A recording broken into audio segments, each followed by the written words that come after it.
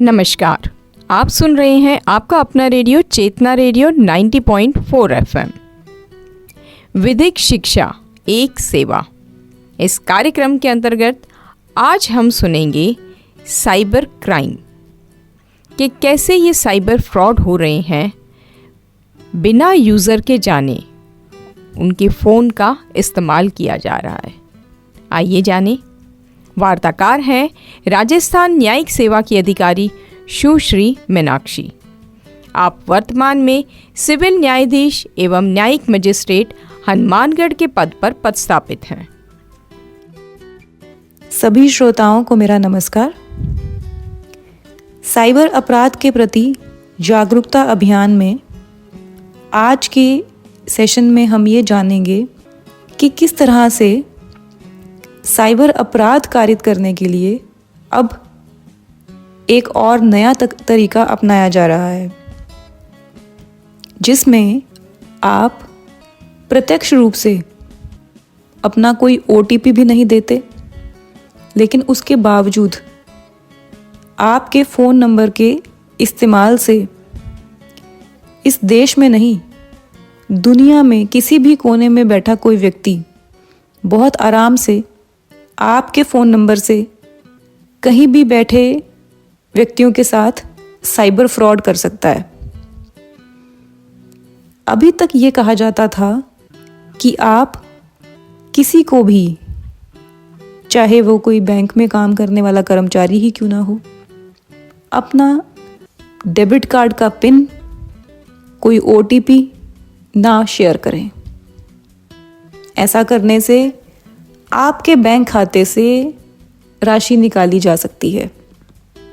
लेकिन आजकल एक और नया तरीका भी इजाद हो गया है, जिसके चलते अब ये भी कहना पड़ेगा कि आप किसी को भी अपना फ़ोन देते समय बहुत ध्यान रखें कि वह व्यक्ति आपके फ़ोन का इस्तेमाल किस तरह से कर रहा है। अब आप सोचेंगे कि आप अपना फ़ोन किसी को क्यों ही देंगे। मान लीजिए आपका कोई परिचित भी आपसे कहता है कि उसके फ़ोन की बैटरी डाउन हो गई है, या उसके पास बैलेंस नहीं है, या किसी तरह से उसके फ़ोन में नेटवर्क ही नहीं आ रहा है और उसे एक बहुत अर्जेंट कॉल करनी है किसी को, तो क्या आप अपना फ़ोन देंगे? बिल्कुल देंगे, क्योंकि आजकल वॉइस कॉल करने के लिए अनलिमिटेड पैक्स उपलब्ध हैं। पहले की तरह से ऐसा तो है नहीं कि 1 मिनट बात करने के, 2 मिनट बात करने के कुछ भी चार्जेस लग रहे हैं। तो ऐसे में कोई भी व्यक्ति किसी की मदद करने के लिए उसे अपना फ़ोन दे सकता है। अब वो व्यक्ति बात करते करते कुछ मिनटों के लिए ही आपकी आंखों से ओझल हो गया या थोड़ा इधर उधर हो गया और आपने इतना ध्यान नहीं दिया। आपको लग रहा है कि वो अपनी काम की बात कर रहा है, आप अपने काम में व्यस्त हो गए। इसी बीच 2-3 सेकंड में या कुछ सेकंड में ही बस एक OTP आपके फ़ोन पर आएगा और वो OTP दुनिया में बैठे किसी भी व्यक्ति के पास चला भी जाएगा, आपके फ़ोन से डिलीट कर दिया जाएगा और आपको पता भी नहीं चलेगा कि कोई व्यक्ति कहाँ बैठकर आपके नंबर से WhatsApp एप्लीकेशन चला रहा है। अगर WhatsApp एप्लीकेशन मान लीजिए आपके फ़ोन में चल रही है, तो वो टेलीग्राम एप्लीकेशन चला रहा है, क्योंकि टेलीग्राम एप्लीकेशन हर कोई यूज़ नहीं करता है। और जो लोग कीपैड वाला फ़ोन रखते हैं, जो कहते हैं कि हमारे पास तो फ़ोन ही कीपैड वाला है, हम तो WhatsApp यूज़ नहीं करते, तो बहुत अच्छी बात है उन लोगों के लिए, क्योंकि ऐसे में तो वो दुनिया में कहीं भी बैठ करके कोई व्यक्ति आपके नंबर से WhatsApp एप्लीकेशन चला सकता है।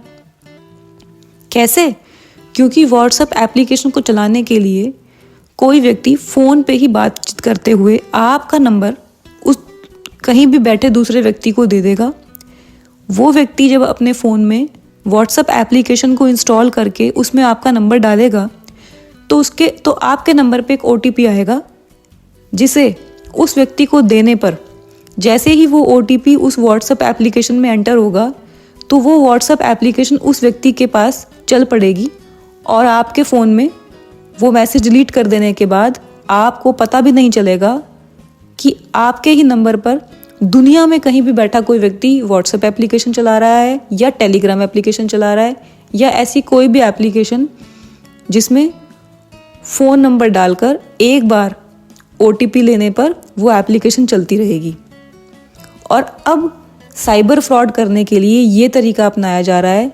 इस तरह से बिना सिम लिए दूसरों के फ़ोन नंबर पर व्हाट्सएप और टेलीग्राम का यूज़ करके लोगों के साथ साइबर फ्रॉड करने के लिए जो साइबर अपराधी हैं वो दूसरे लोगों के नंबरों का यूज़ करके व्हाट्सएप एप्लीकेशन से फ़ोन कॉल्स कर रहे हैं, मैसेज कर रहे हैं और फ्रॉड कर रहे हैं।